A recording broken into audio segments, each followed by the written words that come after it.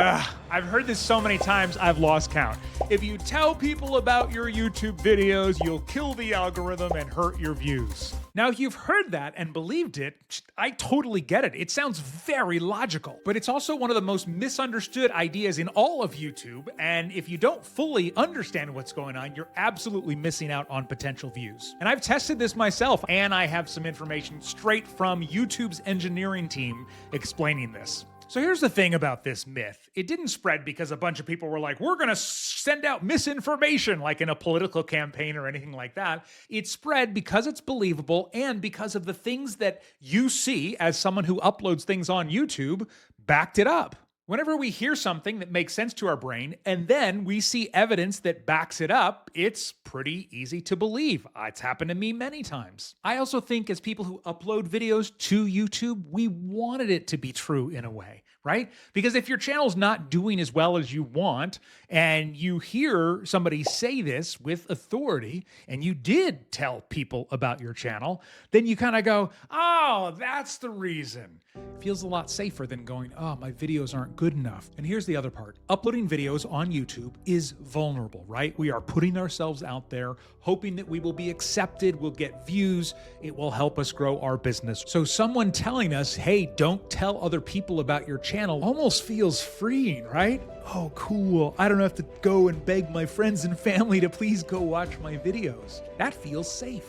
But let's look at the truth straight from YouTube's own engineering team, and then we'll talk about how to take advantage of this. Todd Beaupre leads YouTube's growth and discovery team, and he said, external traffic shouldn't hurt because YouTube judges traffic sources separately. Now, I want to go on record by saying external traffic can hurt your views, and we'll talk about why here in just a second. But ultimately, he's saying it doesn't matter if YouTube sends the people to your videos or if you send the people to your videos. Those are judged separately. And again, not a theory, that's straight from the guy in charge of it at YouTube. So this means if you send people to your YouTube video from TikTok or to your email list or linked up in a blog post, that traffic is judged separately from the people that YouTube sends to your videos. And this is great news because it means we can tell other people about our videos. That being said, you shouldn't just go tell everyone you know about your videos. I'll tell you the very specific way to approach this in a second, but if you are trying to grow a lead generating YouTube channel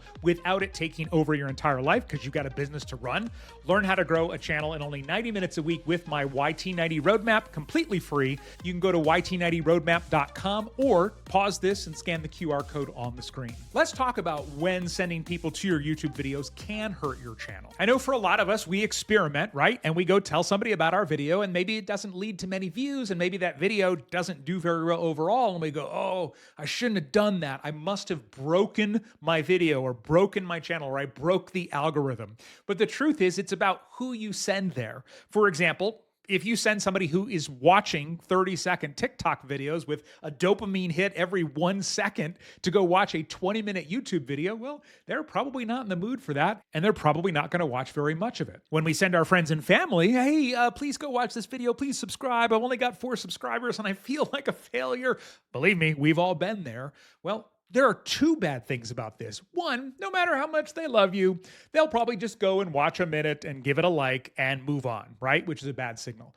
But worse, they are the wrong people, okay? Unless you made a channel for your mom or your spouse, then you don't want to send them there because it's the wrong audience. So when you do tell people about your videos or your channel, you want to make sure to tell the right people about your videos. I've actually launched multiple YouTube channels in the last year because I'm always testing, I'm always experimenting. And one of them I didn't tell anybody about. The good news is, even with that one I didn't tell anybody about, it still got viewers. YouTube's algorithm did find viewers for me. But the other one grew much faster. In fact, this screenshot is from 21 days after I launched this new channel. And yes, I was getting views from the people I told about it, but over 60% of the views already after 3 weeks were coming from YouTube recommending those videos to new people. So my recommendations and YouTube's recommendations were growing my audience faster. And check this out. This is amazing. My friend Jamie had a channel put up her first video, and she had a pretty good sized email list. So she sent it to her entire list. And her first video in the first, I think 10 days or so, got almost 5,000 views. But here's the cool part. Only half of those came from her emailing her list. The rest came from YouTube recommending that same video to new people. But then it got even crazier. She published her second video a little while later, and it jumped to 12,000 views in 48 hours, and she did not tell her email list about it. Now, I want you to understand why this is happening so that you can match it up for your channel. When you send the right people to YouTube, let's say that you got 100 people from LinkedIn or somewhere else to go watch your YouTube video, and of course, they watched a good chunk of it and they enjoyed it. Well, then YouTube has your 100 viewers to look at and go, okay, these 100 people all loved this video. What else do they have in common? And so on the back end, because YouTube knows way too much about all of us, it'll find all the things that it has in common, and then it'll look for new people with the same traits to show your video to.